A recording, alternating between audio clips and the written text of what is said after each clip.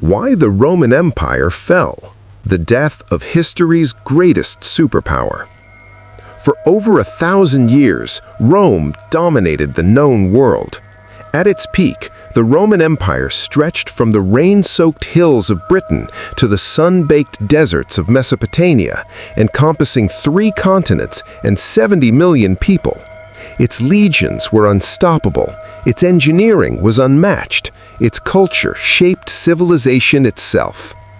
And then, it collapsed. The fall of Rome wasn't just the end of an empire, it was the end of an era. Roads crumbled, cities emptied, literacy plummeted, and Europe descended into centuries of fragmentation we now call the Dark Ages. So what happened? How did the most powerful empire in history fall apart? Today, we're diving into one of history's greatest mysteries. Why did Rome fall? The traditional story, barbarians at the gates. For centuries, historians pointed to one date, 476 CE, when a Germanic chieftain named Odoacer deposed the last Roman emperor in the West, a teenager named Romulus Augustulus. The barbarians had finally won. The empire was dead. But here's the thing, that's not really what happened. The fall of Rome wasn't a single catastrophic event. It was a slow-motion collapse that took centuries, driven by forces both inside and outside the empire's borders. And honestly, the Romans did a lot of it to themselves. The crisis of the 3rd century, when everything went wrong. Let's rewind to the year 235 CE. Rome is still powerful, but cracks are showing. What follows is 50 years of absolute chaos historians call the crisis of the 3rd century. In just those 5 decades, Rome had over 50 different emperors. Most were murdered or died in battle. Civil wars erupted constantly as generals fought each other for the throne. The empire fractured into competing kingdoms. Plague swept through cities. Inflation skyrocketed as emperors debased the currency to pay for their endless wars. This was Rome's first near-death experience, and while strong emperors like Diocletian and Constantine eventually stabilized things, the damage was done. The empire would never fully recover. Economic collapse, the silent killer. Rome's economy was built on conquest. New territories meant new slaves, new resources, new tribute. But by the 2nd century, Rome had stopped expanding. The plunder dried up. Without constant influx of wealth, the economic model began to fail. Meanwhile, the costs of maintaining the empire kept rising. The army needed paying, the borders needed defending, the bureaucracy grew bloated. To fund all this, emperors raised taxes, debased the coinage, and squeezed the provinces dry. The result? Farmers abandoned their land because they couldn't afford the taxes.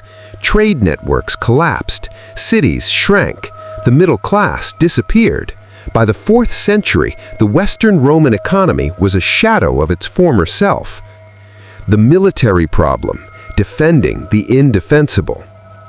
At its height, Rome's borders stretched for thousands of miles. Defending them required an enormous military machine. But Rome was facing a new problem. They were running out of Romans. Centuries of warfare, plague, and economic decline had decimated the population. The empire couldn't recruit enough citizen soldiers anymore, so they started hiring Germanic barbarians to do the fighting instead. Here's the twist. These Germanic soldiers weren't mindless invaders. Many were allies, federates, who wanted to be part of Rome, not destroy it. They fought in Roman armies, adopted Roman customs, and aspired to Roman citizenship. But as more and more of the military became Germanic, Roman control weakened. By the late 4th century, barbarian generals were the real power behind the throne. The line between Roman and barbarian had blurred beyond recognition. The barbarian migrations, pressure from the east. Now let's talk about what pushed those Germanic tribes into Roman territory in the first place, the Huns. In 376 CE, a terrifying new enemy appeared on Rome's eastern frontier. The Huns, a nomadic confederation from Central Asia, swept westward with devastating force, displacing everyone in their path. Desperate Gothic tribes begged Rome for refuge. The emperor allowed them to cross the Danube as refugees, but Roman officials exploited them and abused them.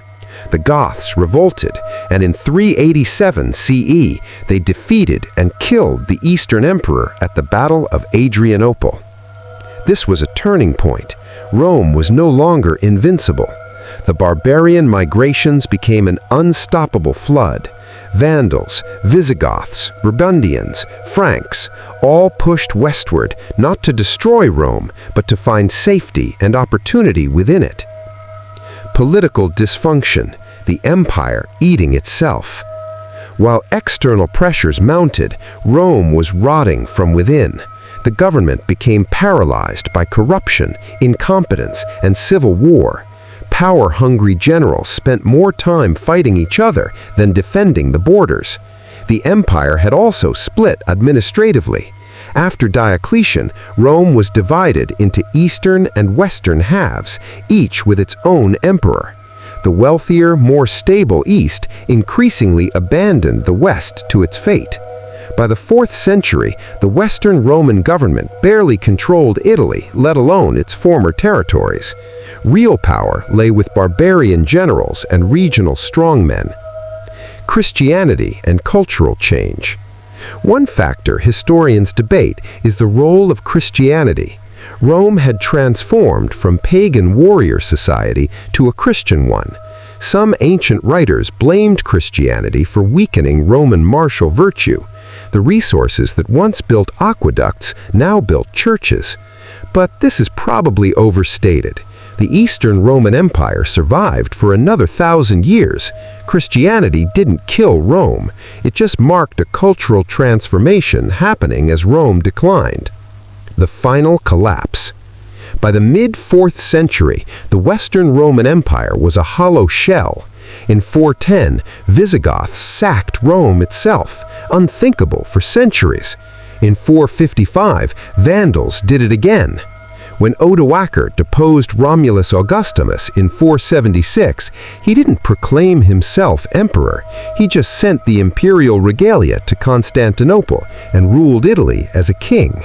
The Western Roman Empire hadn't fallen with a bang. It had simply faded away. So why did Rome fall? The honest answer is, it's complicated. Rome fell because of economic collapse, military decline, barbarian migrations, political dysfunction, overextension, and demographic crisis, all reinforcing each other in a vicious cycle. No single factor killed Rome. It was death by 1,000 cuts. But here's the fascinating part. Rome never really died. The Eastern Roman Empire continued as Byzantium for another 1,000 years. The Catholic Church preserved Roman institutions and culture. Barbarian kingdoms claimed Roman legitimacy. The Renaissance would rediscover Roman ideals. Even today, our languages, laws, and architecture bear Rome's fingerprints.